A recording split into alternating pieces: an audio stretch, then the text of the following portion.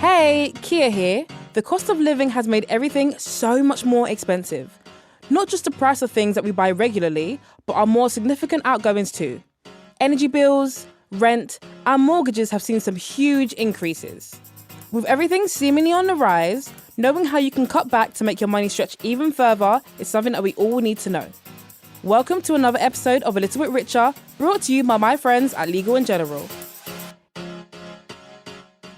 Here to help us with the top tips to trim your spending is Charlotte Jessop. Charlotte is a financial educator, writer and vlogger, and the woman behind the Looking After Your Pennies platform.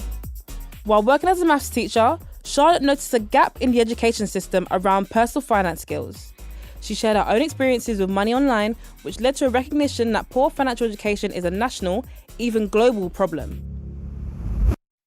Welcome, Charlotte. Hello, thank you for having me. Thank you for coming on. I'm really excited to delve deeper into how we can trim back our spending. So first things first, let's touch on day-to-day spending. So can you share some ideas on trimming your spending when it comes to food? I don't think there's any other part of our lives where you get this intersection where you are dealing with your finances, your health, and also your time management as well.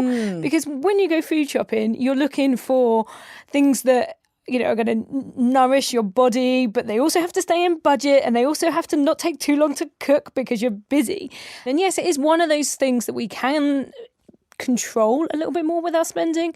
You know, we have a choice about how much it costs, but also it is a mammoth task. So some of the things that I recommend people do are things like meal planning. So sit down and decide what you want to eat for the week. And sometimes that sort of restriction, they can be a little bit controlling for some people.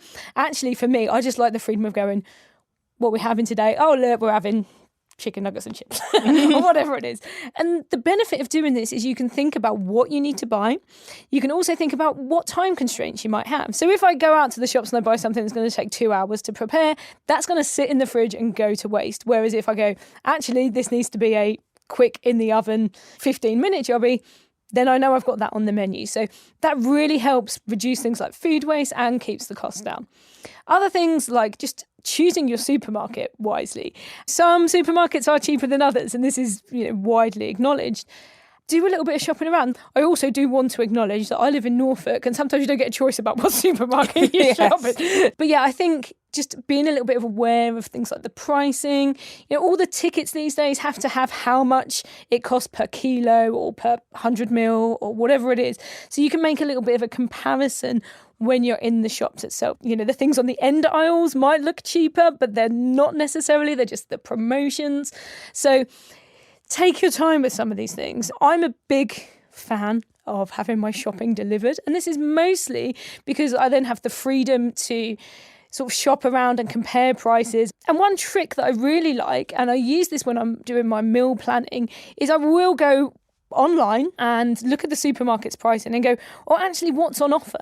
Because sometimes, you know, like chicken might be on offer that week and that's a really good price. Whereas I was thinking about having, I don't know, pork chops or something, but actually the chicken might be cheaper. So I can combine the two things and create meals around what's cheaper that week. So just tweaking some of these things can help shave off a few pounds off your food bill each week. Absolutely. I think one big thing that my dad got me into before I went to university and that I still do today and that he loves to do is the yellow stickers. Yeah. Because it does feel like sometimes like everything's always on the rise, but there are so many different ways that you can bring down that spending. Absolutely. When it comes to treat spending, right? Because I think this is a big thing. As people, life is very stressful. You want to spend some money and treat yourself. But what are some ways that we can make sure that we're not just splashing the cash, but we're actually being a bit more measured with our treat spending?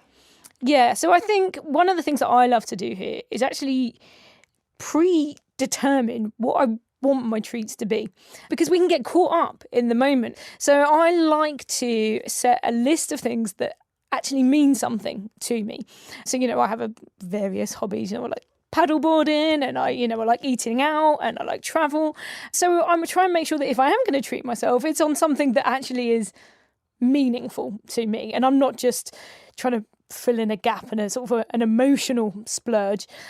But also budgeting that in, allowing that to be part of your spending. So many people that I see when they are preparing a budget, or, they're sitting down there, they've got a spreadsheet or they've got an app and they've planned out what they want to spend their money on. They remove all of the fun, and that makes it hard work to stick to a budget. Instead, if you allow some of those things to be in your budget, so if you want a takeaway, put a little bit of like a takeaway buffer in there. The point of life isn't just to sit in your house bored. No, it's not. I completely agree. I've had a treat yourself fund, that's what I call it, for ages now. So when I see something I like, I don't feel bad. I can spend and say, okay, it's within my budget. I've got X amount set aside. I can buy this. So let's talk more about budgeting then.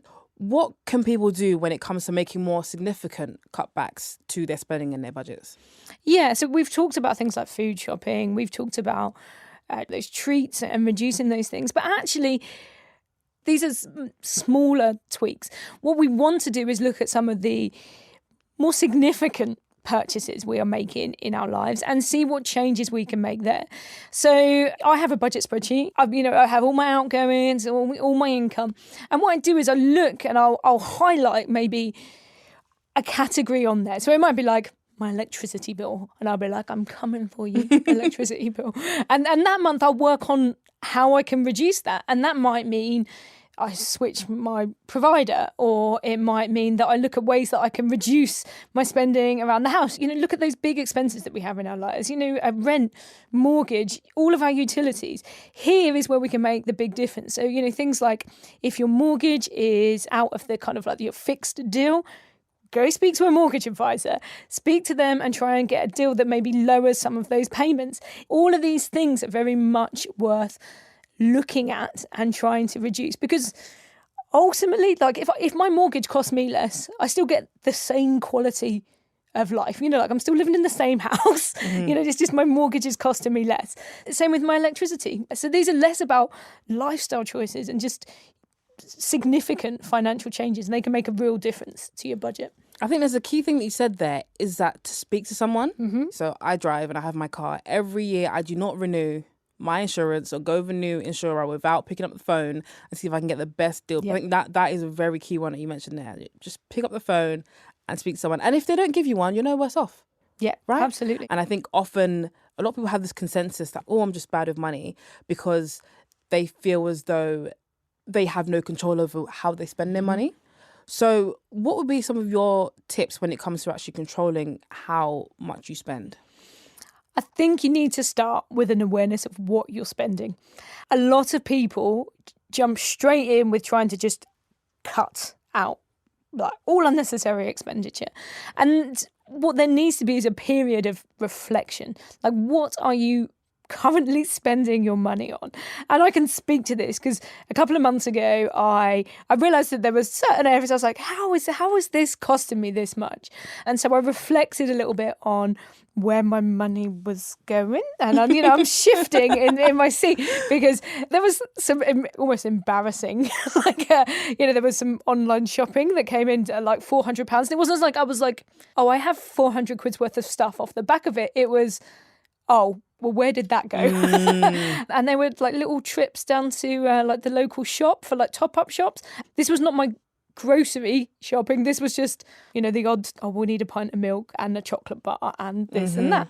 So I needed to start from the point of, well, this is where my money is going, and why is that happening? What am I not doing? So things like those top-up shops, I was like, well, what is it that I'm getting? What is it that I'm not getting on my weekly shop that I feel the need to go down to little Tesco for in order to get every couple of days? And then I was able to make a change to my habits. I was able to make a change to my grocery shopping and go, okay, I need to buy more milk. I was like, I'm running out of milk, but if I just got 6 pints a week rather than 4, that's going to fix my problem, and then I don't have to go down the shop. So controlling spending isn't about completely eliminating some of these things that you're doing. It's about just having an awareness of why.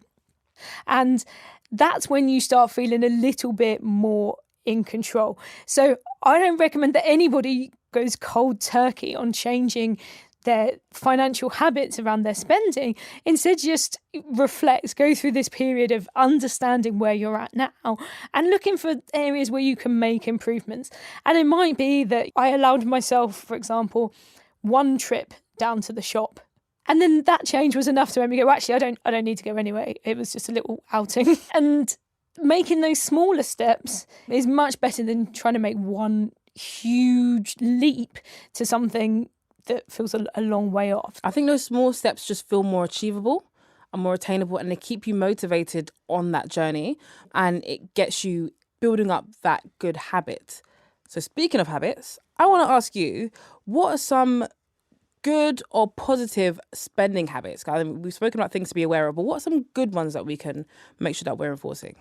Yeah, so I think when it comes to positive habits, having a budget, any sort of budget, is a great place to start, because this isn't just about like your own financial awareness. It's about knowing what you have coming in, and income is just as important as spending, but also things like seeing where your money is going. Knowing it's so easy to get those little subscriptions crop up. So having a budget that is all encompassing with your spending is an absolute place to start.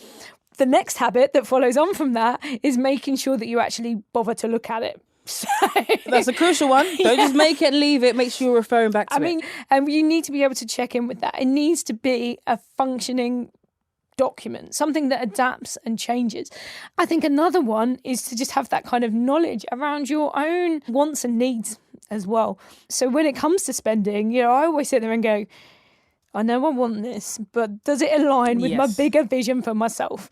Do I want this meal out because I can't be bothered to cook? Or can I just shove a pizza in the oven and then actually that can go in my holiday fund because I want the holiday more than I want this meal out today? So just knowing what you're trying to achieve and having goals and being clear about where you're trying to head with your finances can really help you keep on track with your spending. And this was huge for me. I went traveling with my kids a few years ago, and that was literally knowing that we were going away and knowing that we needed some money for that really helped me. Yeah, I agree. I think having a clear goal, keeps you on track and just keeps you focused. Mm-hmm. But let's talk about when things don't always go to plan, especially when it comes to budgeting. What would be some easy ways that we can correct that and get back on track with our budgeting and spending? I think one of the key points here is not to be too hard on yourself. If you're hard on yourself because you've overspent, normally that leads to further overspending. It's so easy to draw parallels with the world of like health and fitness. You have a cheeky muffin and you're trying to lose weight, and then you're suddenly like, oh, well, I've messed that up. I might as well have a McDonald's. And it's the same when it comes to our money. So just be like, whoops. It happened. We can draw a line under it. Exactly. So just be gentle, be kind on yourself. And I think then the next thing is to actually think about your budget in terms of monthly or longer term progress. So let's say, you set a budget, week 1 of the month, it all goes wrong and you've overspent a little bit. You don't then need to go like, well, next week I've got to spend nothing. Yes. You just take what you've got and you get your calculator out and you divide it by 3 and spread it out over the next 3 weeks. But actually that will get you back on track. Charlotte, you've been incredible. You've given us some of the top tips that we need to trim back our spending and ace budgeting. But before you go, I want to ask you, what are your top 3 budgeting hacks? So the first one is to just be gentle on yourself. We mentioned this already. Don't try and over-restrict yourself. Your budget should be about creating freedom in your life. And you need to start from a place where you feel like you are going to actually achieve it. You don't want to set any rules in your life or cut back so much that it's not going to be successful. So that's the first one. So the second one is I love to team up with my friends. So I had a neighbour, she's moved now, and I'm not going to hold this against her, but we used to team up on like bulk purchasing. So if there was a deal that was like 2 for 1 on toilet roll or something, I'd be like, mate, I got you some toilet roll, and then we'd split the cost. So then, great. Like we were getting the benefit of the deal and actually seeing a reduction in some of our spending. And we also did things like pressure washers. We both went halves on one of those because we knew that we could share it. We would need it that much. So look at big purchases, even look at those little things like toilet roll, and see if you can share those between family and friends. Now, we started off talking about food spending as well. One of my favourite things to do is use food waste apps. So there are some examples like Olio and Too Good To Go, where you can either get free or reduced priced food. And what I love about this is not only the kind of like the monetary benefits, you're stopping food waste. And there's a real sense of kind of like community, like your local cafes giving away cake or something. And it's just nice to be a part of that process and save some money along the way. Charlotte, you have been an absolute gem on this episode. Honestly, so many tips that I'm going to go away and write down and start implementing from today. So thank you so much for coming on and blessing us with your tips on this episode. You are absolutely welcome. Some great advice there. Thank you so much, Charlotte. So many ways we can trim our spending and beat the budget. Next time, we're talking cryptocurrencies, where to start and what to be careful of. I'd love it if you could review the podcast, spread the word, and help others get a little bit richer too. Keep up with the show on TikTok and Instagram at Legal in General. Thank you for listening. See you soon.